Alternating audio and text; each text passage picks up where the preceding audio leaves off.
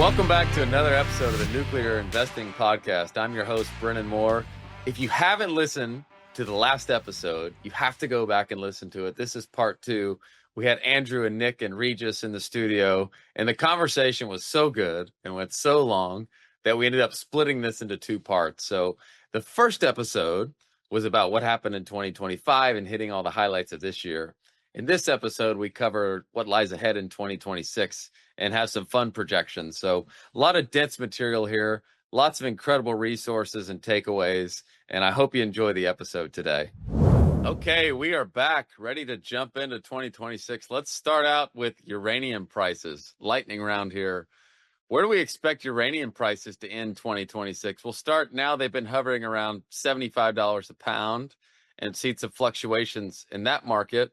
Where do we expect uranium prices to end 2026? Brennan, we could spend a whole conversation about the difference between spot price and contract price in the uranium market, but I predict that they're going up. I'll call $90 per pound or more. I'm saying 110. Yeah, I would be at the top end of those 2 predictions. As the demand goes up, as we stop getting uranium from Russia, the demand is going to drive up the price naturally. I'm going to go low because of the spot market dynamics. I'm going to say 85, end of 26. My view is it's going to double. I just don't know when. And the spot markets, I mean, the forward markets, of course, there's all this uranium needs, but like by the end of 26, the spot market, how much incremental uranium will actually be needed? So I'm actually going to take the 85, and then I think there's going to be this big jump, but it's going to be post 26. Okay, let's jump into Gen 4 SMR designs. This is going to invite some caveats, but I'll start with the question and then we'll clarify as needed. How many Gen 4 SMR designs do you expect to be approved by the NRC by the end of 2026? Now, let's clarify what is approved. I'm going to go with construction permit versus a design approval, okay? And let's lay the baseline. Right now, there's Kairos and Natura, right? Are the only 2 Gen 4 SMR designs with a construction permit. And so let's call construction permit the criteria here. How many do we expect to be approved by the end of 2026? Start with you, Andrew. Construction permit's a very different requirement than design approval, especially from an NRC license. So I'm going to go, let's say, 3 additional advanced reactors with construction permits. I'll go with, there will definitely be 2. TerraPower already has theirs effectively. It's already been announced that like everything looks good. So that'll come out like tomorrow or something. And then X Energy has their application in, so they'll be the other one. No one else has an application in. There will be 0 with an operation license, 0 with a manufacturer license, and 0 with a design cert by end of 2026. I agree with Nick. I think that's the right number. I think that everybody is doing Part 50. 10 CFR Part 50 licensing for the first ones, and those that go after design certification are going to be in the mill for another 5 years, so they don't want to do that. So using construction permit, you add the 2 that Nick said, and that's it. I have the same 4 in total, and I have the same as you guys, the incrementals beyond Kairos and Natura being TerraPower and X. X's might spill into early 2027, but I suspect it to be 4. Any quick call outs for honorable mentions that might make this list in a surprise way, or we want to move on? Yeah, it's a risky question, a risky endeavor. I mean, you never know. You could see something out of Oklo or Terrestrial or one of these guys that's been at it on the design side for a long time. Yeah, but the review still takes time. Yeah. Even the accelerated review takes like a year. So it'd be really hard to do by end of 2026. Good to know. Let's move on. How many SMR projects? So the previous question was Gen 4. Now we're just saying SMR. So Gen 4 is really everything beyond light water reactors, everything beyond water as coolant, and low enriched uranium as fuel. So how many SMRs of all types projects in the U.S. do you expect to be under construction by December 2026? And just quick framing here, this brings in the Gen 3 Plus reactors, the BWRX 300 from GE Vernova. It also brings in NuScale. It also brings in Holtec. So some players that aren't necessarily deploying on the Gen 4 side, but also the Gen 3 Plus side. And do you mean under construction as in nuclear construction, or just any site work whatsoever on a real project? Yeah, let's clarify here because I would split this into commercial or non-commercial. And I think we should just say commercial here to make it clear, because non-commercial, there could be all sorts of ground being broken, DOE at INL, and it's this could be, how do you define under construction? So I think we should make this clear, commercial construction, because that's a point that I think helps people understand like what is actually being built that's going to be commercially deployed. 3. I don't know that we're going to see too many more than that. I'm also skeptical. It's one of the things I think from the 2025 reflection of, we've heard all of this interest and, capital wanting to go into building nuclear, and yet we've seen no new plant builds announced this year, right? We've seen restarts and we've seen, completing projects, right? But we haven't broken ground on any new projects. We've mentioned a couple here, and, for historic and the ones coming up next year, but I don't expect many. Nick? Yeah, I mean, if it's commercial, I mean, it's usually NRC licensed, so it's hard to look beyond what we said in the previous one. We'll see X Energy and TerraPower under construction, and hopefully a GE BWRX 300. But beyond that, it's hard. Like looking at the NRC website, there isn't much more in the pipeline coming up. So I'll go with 3, including those 2 Gen 4 guys. What if we? Sorry, go ahead, Nick. Well, and so then there's these other programs like Janus, the military. It's like the military wants the Army to approve commercial reactors on bases. So that's like kind of commercial, and they're small reactors. So we could see, I definitely think we could see like, I don't know, 3 or 4 small reactor on base things, at least breaking ground at that point, not going through NRC type licenses, but still kind of targeting at least quasi commercial operation. Yeah, I think anything for the military, the question becomes, is it actually commercial? It's definitely a different price regime. Hey, clarifying question on the BWRX 300, is that an announced project or just one that you could see happening because that tech is so proven in the U.S.? Because there's the Darlington project in Canada, right? But that's not in the U.S. Yeah, but there's the one at TVA in Tennessee. I think that's like a pretty legit project. Gotcha. Yeah, right now, I think that the BWX 300 at Clinch River is kind of announced, right? Gotcha. They have an early site permit. Yeah. I think it falls within that regime, but I'm not sure. The submittal of at the NRC was May of 2025. So how fast can the NRC give a construction permit? Given that the light water reactor technology, they got to go through all the wickets of a light water reactor. So I think it's a little dicey that one can get to getting a construction permit. Kairos Power is likely to get Hermes 2 construction permit. X Energy and TerraPower are the 3 that I would say could do by the end of 2026.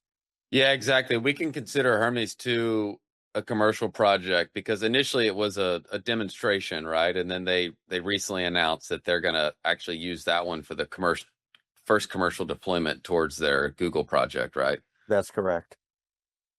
Gotcha. I'm with you guys at 3. I'm at 3. Sounds like pretty tight band of outcomes here. No one's at 10 or 20. Okay, this is a good bridge. So now we're moving. We've gone from Gen 4, or I'll step down. We've gone from Gen 4 to all SMRs, and now I want to talk about AP1000. So how many additional AP1000 class reactor projects do you expect to be formally announced in 2026? And this ties earlier to what we talked about with the Westinghouse deal announced by the government. And we've seen some projects announced. There's the Fermi America deal in Texas, which the initial plan there is 4 AP1000s. The VC Summer project, which we've talked about here, which is actually completing 2 existing AP1000s that were essentially abandoned. So let's consider those announced, and also consider VC Summer is not necessarily new. So how many additional AP1000 reactor projects do we expect to be formally announced in 2026? Not broken ground on, but formally announced. I want to say 10, right? I would love to say 10, and it would be wonderful to sit here and confidently say, oh, I hope I'm on the under on 10. And yet I think it's I would be elated if next year I'm sitting here and 2 have been announced for greenfield sites. I mean, 10's a good number because the federal target is 10, right? 10 Right. by 2030, a Yeah. target of 10 new reactors to be under construction by 2030. So I actually, yeah, okay, I'll say my opinions for the end. Go ahead, Nick. Yeah, I was going to say 5 2-unit sites, so 10.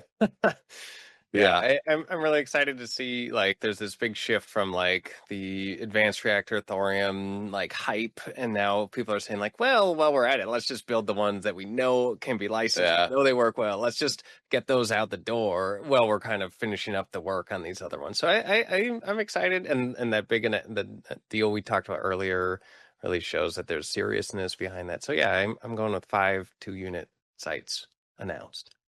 Okay, I'm going to be a little more conservative because I was around when we announced 12 units. We're pretty firm for AP1000s.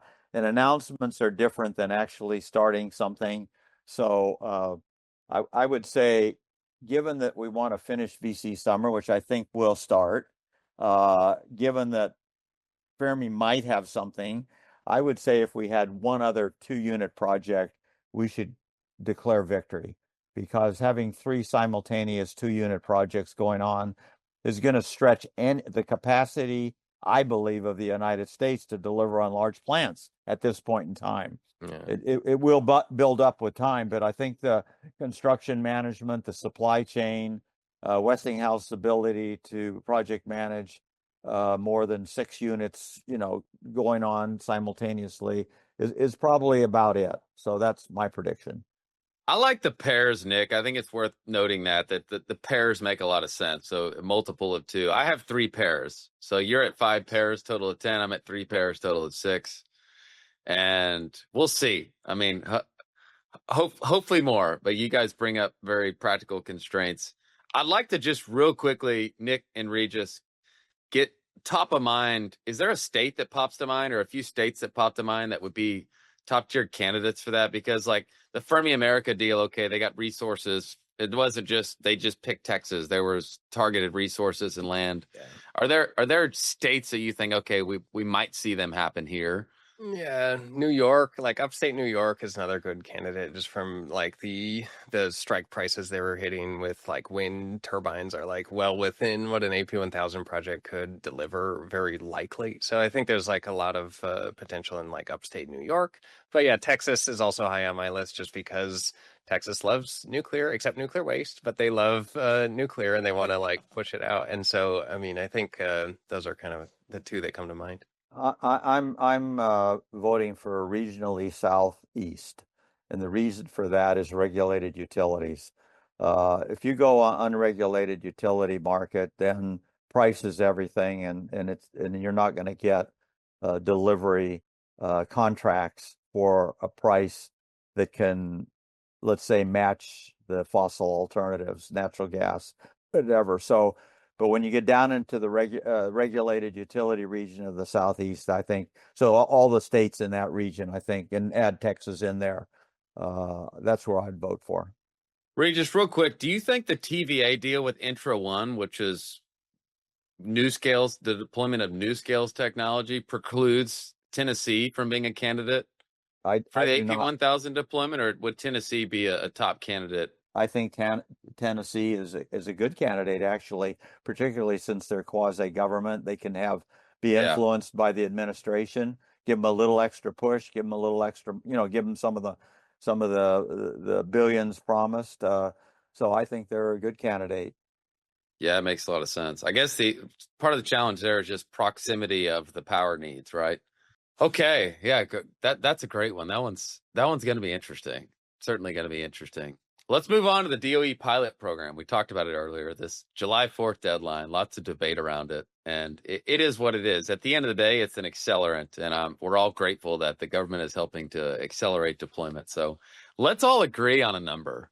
And I've started with 3. We can ratchet this up or down. And then I want everyone to take an over or under on that number as to how many companies will actually go critical by July 4th of 2026. So I'll start at 3. I want to hear any debate if it should be higher or lower than that. I want everyone to take an over under on that number. Yeah, I think 3 is market bet. So should we set the over under at 2.5 or 3.5? Yeah, let's set it at 2.5. I think 2.5 is good. I'm taking the under on 2.5. I think we'll see 2 reactors. The DOE website lists 3. I think the situation's really exciting to see this July 4th deadline of next year. That was just an artificially produced date, right? And a lot of companies are rushing and trying to hit it. And we've discussed this, Brennan, you and I, of are we incentivizing the right thing to meet this date of producing a robust reactor system versus just claiming criticality. But I think at the end of the day, government being the no longer the holdup on bringing reactors critical is a really exciting thing for the industry. That said, I think we'll see many reactors by end of next year in 2027 start to come online. But it's industry that's the slow mover, not government. Yeah. By the way, big caveat: we're not going to call out any specific names, so don't. Okay. We're not going to open up that can. I mean, I guess you can if you want to, Nick, but I'm not requiring it by any means. I think, I actually think like 4 will go critical by that date, but I think it'll be a limited version of criticality. Like it'll be basically a low power critical experiment. Again, bringing enriched uranium close together, it goes critical. This is very easy. So I think a lot of them will sort of do the stunt where they go critical along those lines, but they won't have the 4 of them won't have a full power plant that can be operated sort of in a commercial looking manner done by that time. I think maybe 1 will be able to put together like a real power plant that can make electricity, but 4 will actually go critical. That's my guess.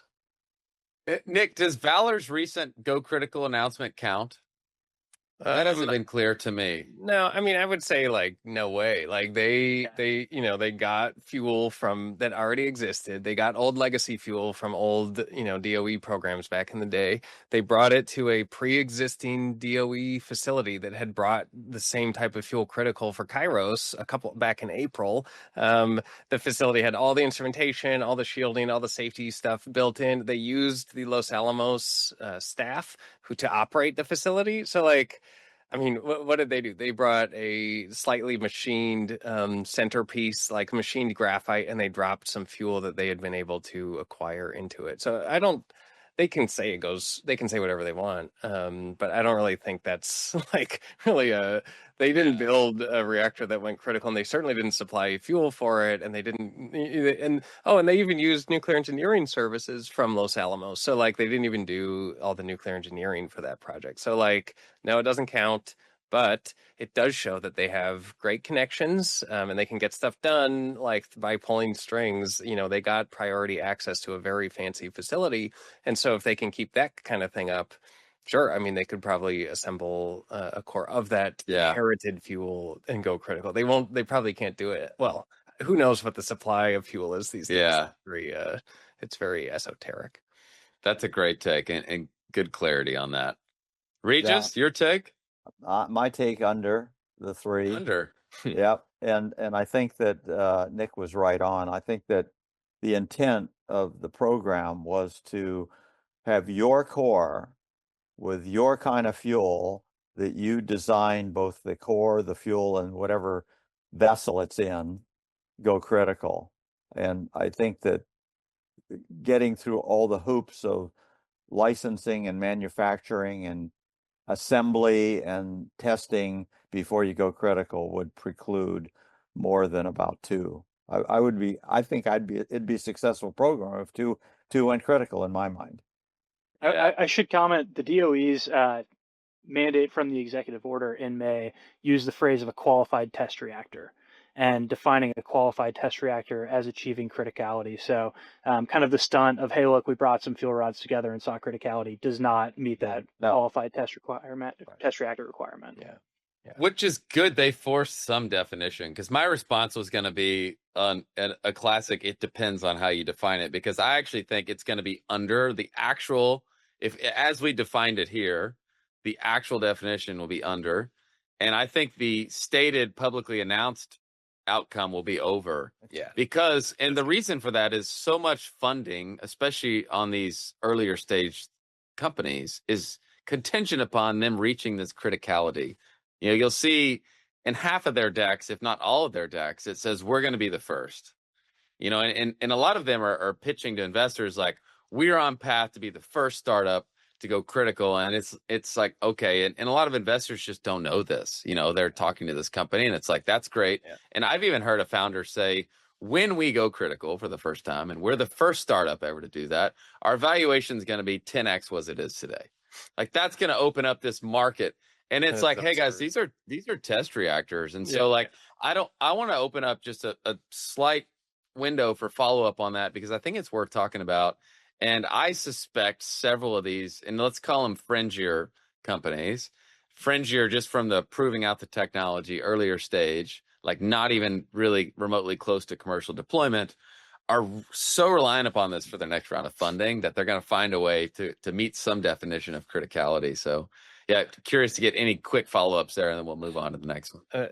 Yeah, just sorry, try to quickly. I mean, it just shows that the investor community, doesn't understand what it takes to make a good reactor product. It doesn't take going critical quickly. It takes iterating to make a easy to maintain, reliable machine, which takes iteration. And again, criticality is a step along the path. But if you optimize for criticality, you will not be optimizing for easy inspections, easy maintenance, easy operations, all the things that make your reactor actually valuable, that would actually lead to a high valuation. So there's a lot of running to this criticality milestone, which is effectively, borderline meaninless. And I think the investors may value it right now, but as they look at, the actual long-term aspects of it, I think it's a mistake to focus on it. Nick, it brings up a conversation that I've had pretty frequently of, is it better to be a company that's been around for 10 years and still hasn't brought a reactor online, or is it better to be a brand new startup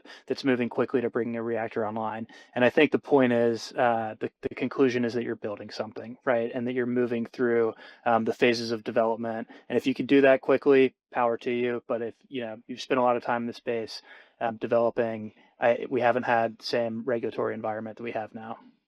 Yeah, I mean, I get that, but like, it's not like these companies have done nothing. Like, just going back, I mean, I worked at TerraPower for 16 years, and if you look at the experimental facilities that they've built, like, we know atoms split. Like, that was discovered in 1942. So the challenge of reactor development is in other technology development, coolant systems, valves, corrosion, instrumentation, things that these companies have been carefully developing through dedicated and deliberate engineering development programs. And so just because you didn't go critical doesn't mean you haven't been doing anything. So I would just sort of say the investor should ask, well, what have they been doing if not going critical? And that would lead to a more complete story. Yeah, and I could add, I think that both Andrew and Nick said the right things, and I think that a company that goes carefully through all the phases of the development and the testing, and looking at from that how they think the plant will operate, how it'll be maintained.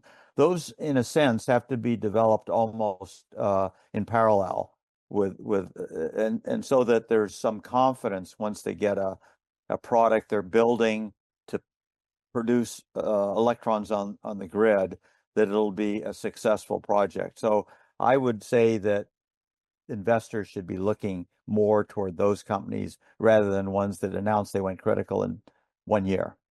Okay, guys. Next question. Who will be the first company to go public through a traditional IPO in 2026? Big emphasis on traditional IPO, not an APO, not a SPAC, a traditional regular way IPO in 2026.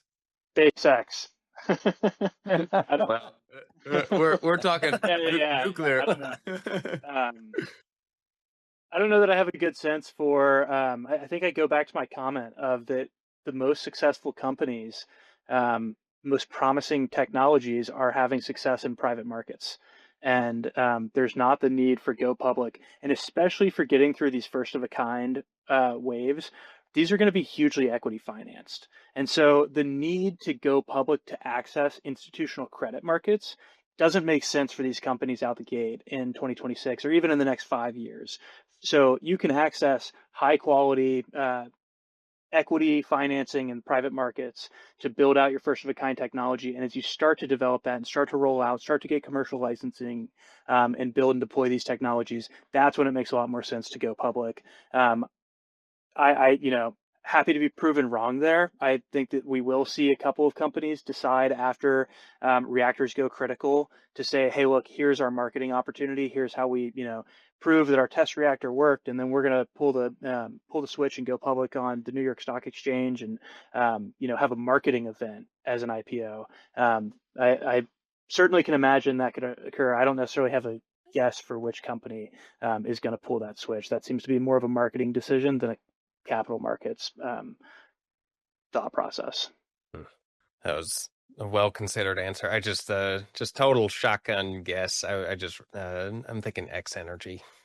I'll jump on that, and I'll give you a reason I think that they would be the one, and that is that they're going to be building at least 8 reactors in a kind of almost a parallel sense. They're going to do the ones in Texas, Dalk, and they're going to do the ones up in Washington. The Google investment, was it Google? Who was it up? Amazon up in Washington. That's more development money and to kick off the project. But when you're building that many reactors, you got to have real capital. Yeah. So I think that they're going to probably go public before anyone else.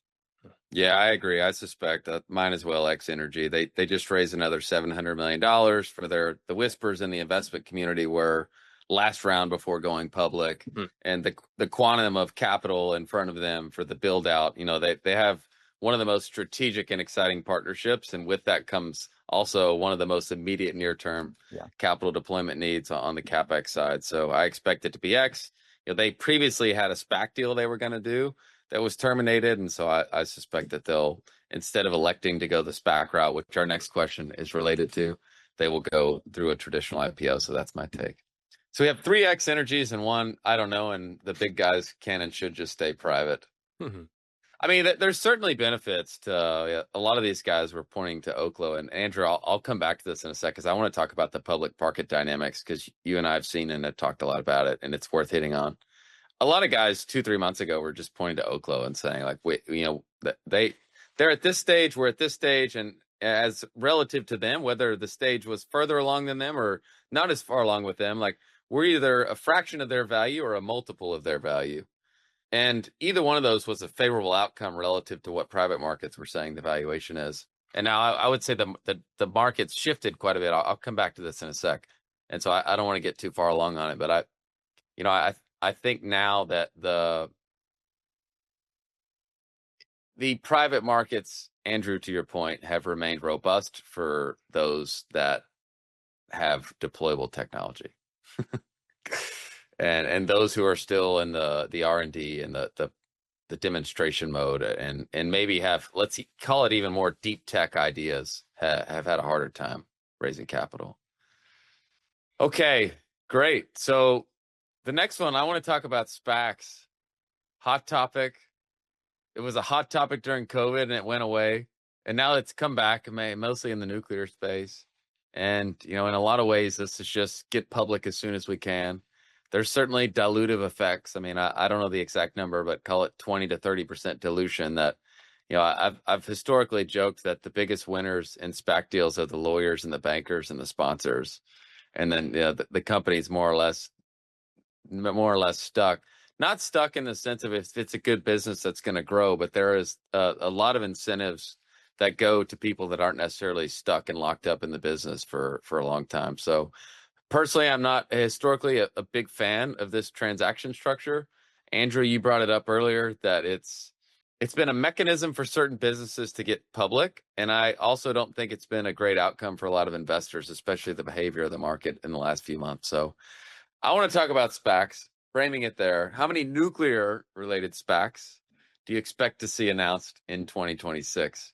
And just further framing this a little bit more, current alumni on the SMR side, NuScale, ticker SMR. Great job by them picking SMR. What a brilliant move as the ticker. We have Oklo, we have Nano, we have Terrestrial, which just de-SPAC. So those are the public guys. And then we have one nuclear recently announced, which is more of a natural gas transitioning to nuclear deployment. the finance community has really pushed hard on this. I've like I already voiced, I'm not a huge fan of this structure. I also realize when the market's frothy and there's a lot of retail appetite, it can make sense. So I want to open it up. What do you guys think? How many new SPAC deals, nuclear related, do we expect to be announced in 2026? New SPAC deal. So I know that there's one SPAC that's already scheduled for early 26 with Hadron. And Sam Gibson is expected to become the youngest public company CEO. I learned recently on a podcast he did. So that's one that we know of.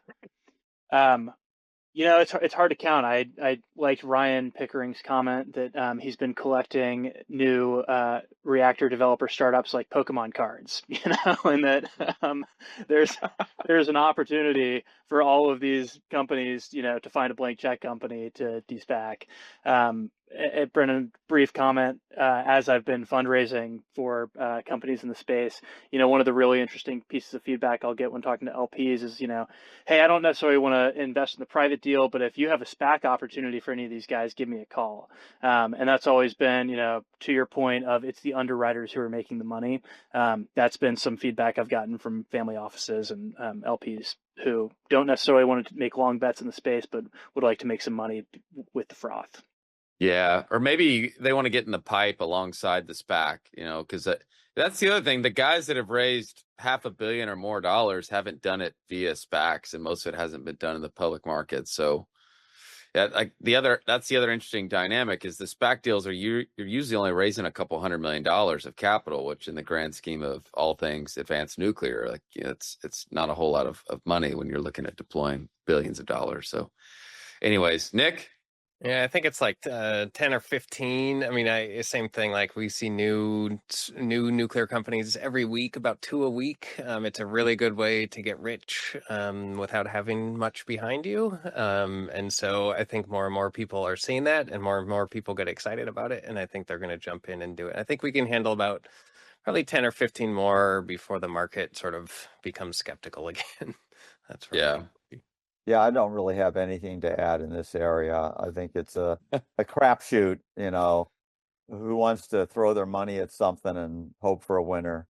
So, yeah, I've talked about this before on previous podcasts. It reminds me of the early days of the shale revolution 20 years ago, where anyone went and leased rock that qualified geologically as being shale could go raise a few $100 million, and they could go public. And then what happened? Most of those companies, some of them didn't make it. They went bankrupt when commodity prices tanked because they had too much debt or not very good rock to begin with, or a combination of the two.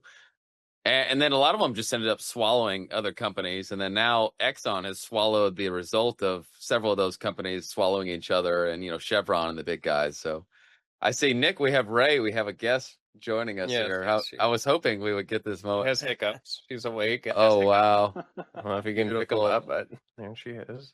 Job well done. How beautiful. Future welder, no doubt. Is she? Can she generate a report for us of her takeaways from this conversation? Yeah, I'll make sure she gets that deliverable over. Guys, I'm going to go with 5 SPAC deals. I think that there's probably 1 or 2 looming on the fuel cycle side, because you haven't, the uranium miners it's pretty mature space. There's a lot of players there. There's the conversion and enrichment space, which a lot of people are realizing, hey, there's a lot of investability and need. So I'm sure something's going to pop up there. And then just on the advanced reactor side, I mean, it's going to happen. Some of these private guys, whether it should or shouldn't happen, it's going to happen. And the point I wanted to come back to that I mentioned earlier, I would come back to is, and Andrew, we've talked about this, in the last 3 months, the public-private dynamic has flipped upside down. So, Andrew, when we were at the Texas Nuclear Alliance conference a few months ago, everyone was pointing to Oklo. All the private guys were pointing to Oklo, saying, we're going to trade at that or a fraction of that. And then everyone was pointing to the terrestrial deal, which was about to de-SPAC and was trading at some euphoric number before de-SPACing, which isn't normal behavior. And they were saying, well, terrestrial's doing that because Oklo's doing that, and therefore I'm going to be able to do the same as one of those two guys. And there was this whole order of operations of, okay, well, our next raise is going to hinge on what they do. Well, what happened? There was this whole pullback in this macro pullback around the AI theme. And you've seen companies like Oracle even get crushed around the AI thesis, right? And the nuclear guys are tied. There's the very high relationship with the whole AI thesis. And so what's happened is the public market guys have gotten crushed in the last 2 months. Now they're still up 6x, 8x from what they were at 18, 24 months ago. So if you bought into those companies in 2023, you're still happy. If you bought into those companies in August, you're probably not happy because you're down 40, 50%. And a lot of people have done that, by the way. And I still think that these companies, if you hold a portfolio of them, you're going to do fine. Like the directional movement of the space is going to be positive. What's happened, though, what's interesting is the private guys, instead of saying, hey, the public guys did that and therefore I'm going to trade there, they're now saying, hey, well, never mind. The public guys are doing poorly, but I'm still worth the same as I was 2 months ago for these reasons. And so it's almost like it's flipped. So now I'm seeing is the valuations in the private market have been stagnant and they're flat. And in the public market, things are off 50%. And it's like, well, yeah, because those guys are public. Like, that's because they're public. And it's like, well, hold on. I thought everyone wanted to be public because you had access to this capital. And so, yeah, it's been really interesting to see that flip. And none of the private guys have a good answer for why their valuations not only haven't moved, in multiple cases, they've gone up. And so, yeah, it's things are interesting. You certainly need to have an informed view when you're digging in to looking at investing in these companies. My advice would be wait till you see a well-running operational prototype before investing too much. Definitely crapshoot all you want now, but don't throw your life savings in until you're looking at a nice-looking prototype. Anything else to add there, guys?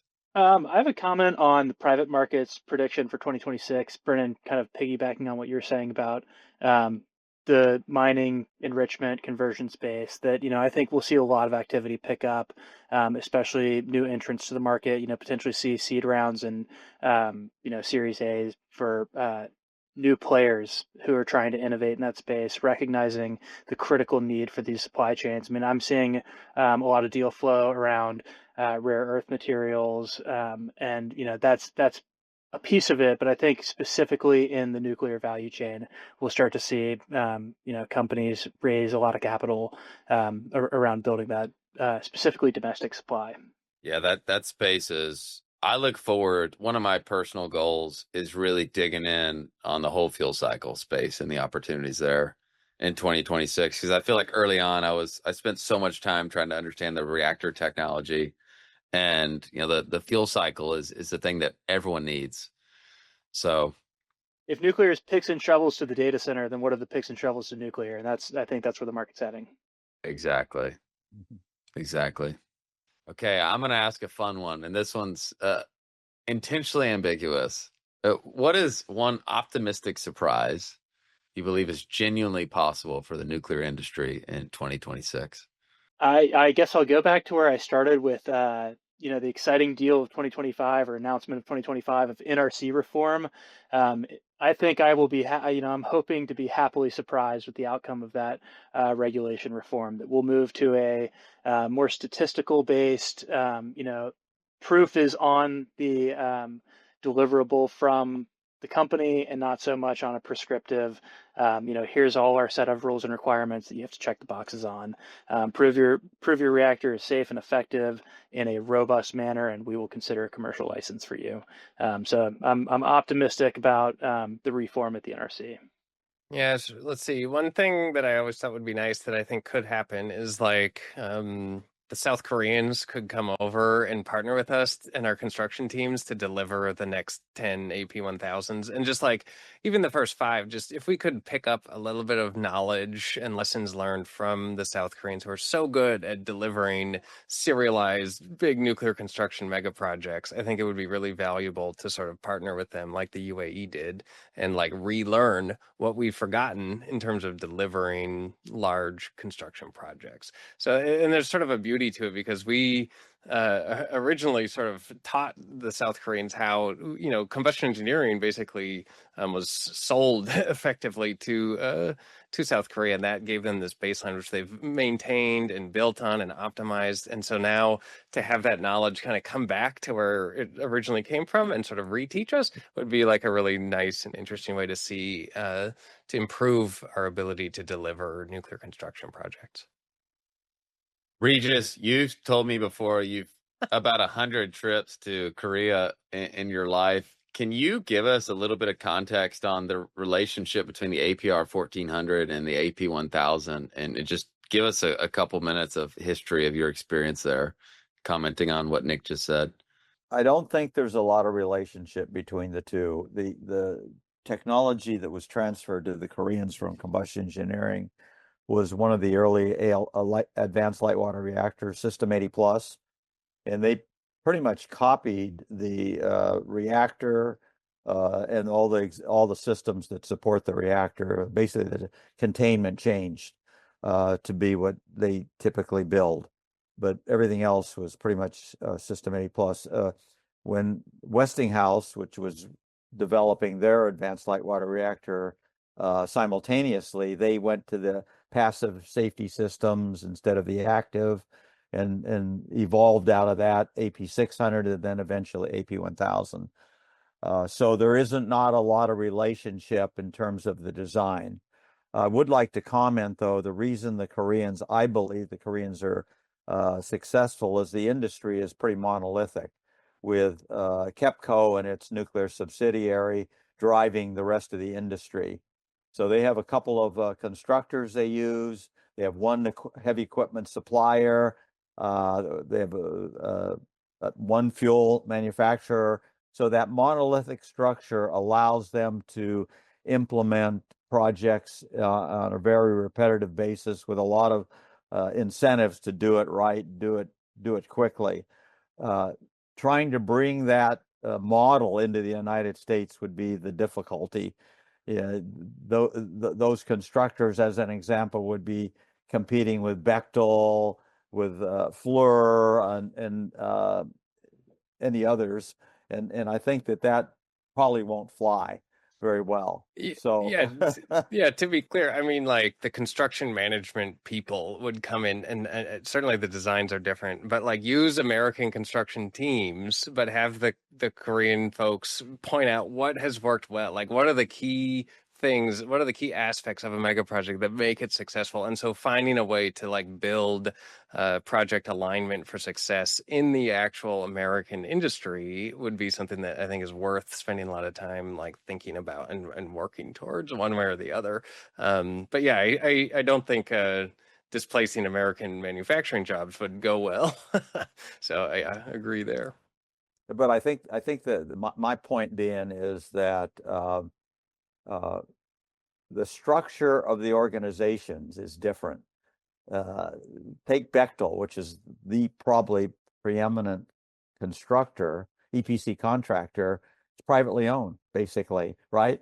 You go and do Hyundai or any of the other constructors in Korea, totally different, but they take their marching orders from the utility, and a private company like Bechtel's not going to do that. They won't even sign a fixed price contract. So, I mean, it's just a different operation. So I think that you need to take that in mind. By the way, there are tremendous lessons learned that are documented from the VC summer failure. And the state of South Carolina contracted Bechtel to write that report, and I read the report, and some of the things in that report you can't believe that U.S. companies would have done. Yeah, and that's I mean the productivity was something like 40%. People were wasting 60% of their time. You're talking about several thousand people wasting 60% of their time doing nothing because of the processes that were going on there. So yeah, there's a lot of lessons learned that we could change the dynamic there. So is it my turn to say my surprise? yeah. Optimistic surprise, Regis. Optimistic. And my optimistic surprise is states and local communities are becoming very proactive, and they're incentivizing people to have nuclear, and they're actually doing funding so that those communities will want to host a nuclear project. Mine is, I have a prediction that nuclear is going to become one of the most popular industries in America. And you have the list of companies, the top companies to work for. I envision somehow some of these nuclear startups are going to make their way into the top companies to work for in America, and we're going to have this wave of people that are trying to figure out, how do I get into nuclear, which is where the university system is so important. And so many colleges are doing a good job of raising awareness and creating programs around it. So it's a necessity. It's critical. The government's fully behind it. The public's getting fully behind it. So I actually predict that nuclear is going to become one of the most popular industries in America. I think it's great. What are our professional or personal goals here in 2026 for our nuclear New Year's resolutions? And I can start too. I'm going to say my resolution is to go on a education campaign within our community and outside of our community to really start to educate people about what's happening in nuclear, because a lot of people want to invest, but you can't just bring them an investment. Because first they want to seek to understand nuclear. And one thing we've learned early on is that a lot of people just don't understand nuclear. So my 2026 goal is to help be an asset and a soldier to the industry and help educate. That's what I'm going to be prioritizing. Brennan, I have a comment that I think of a lot, that nuclear investing is the highest form of nuclear advocacy, that those writing the biggest checks into these are, skin in the game investors who want to see this technology succeed. And so the education component of that is critical. Mine is sort of focused at the industry a little bit, as as a newbie in nuclear, and have started to meet folks in the industry with different backgrounds. I can't believe the tension of my technology is correct and yours is wrong, and all of the finger pointing that happens within the industry. And as I've learned more and read about different technologies, there's room for so many to succeed. And so I've taken very much a yes and approach of yes AP1000s and yes SMRs and advanced technologies, and trying to promote that mindset in the community at large is really important to me, that we all, it's the rising tide lifts all boats, and we want to see nuclear at large succeed. And one technology seeing the light of day is not another technology failing to do so. So that's my resolution for next year. For me, I think I want to work on the opposite side of the regulatory reform stuff. So while regulatory reform is making it easier to get approved, I want to make it easier to put together applications and materials that are going to be easy to approve. So this is what I was mentioning earlier. So I want to take some steps to help build tools that all the different nuclear companies can collaborate on and use. And so these would be kind of dumb things like just procedures and templates and forms that kind of say, this is what a good nuclear quality assurance program looks like. This is what a good engineering design change impact analysis looks like. And so when you want to get into the nuclear industry, we need this industry to scale up. And so we need a lot of new people to come in. So I kind of want to make basically a starter kit, like a nuclear reactor starter kit on the procedural side, where you can come in and pick these up and be working at world-class procedural levels, and then start from there. And then within that framework, develop your technology, whatever it may be. So I've been thinking and talking about that a long time, and I'd like to take some positive steps to actually implement something like that. I'm wrapping up. Okay, I'd like to help the public, governmental agencies, and investors understand and appreciate the practical aspects of new nuclear companies. What makes a company a good nuclear company and an investable asset? Because I think that is not appreciated. Too much is going into what glitz is out there, what's on their website, what their announcements are, and most of that has nothing to do with what's a good nuclear company and a good investment. So I'd like to help make that understood. And you, Regis, are one of the industry's most prized assets to make that happen. So, Thank you. guys, we got to wrap here. This has been so much fun. Thanks, everyone, for joining another episode of the Nuclear Investing Podcast. Thank you so much to Andrew, Nick, and Regis. Such a wealth of knowledge. And this was a fun conversation. Hopefully, everyone takes something away from this. So, we'll be talking to everyone soon.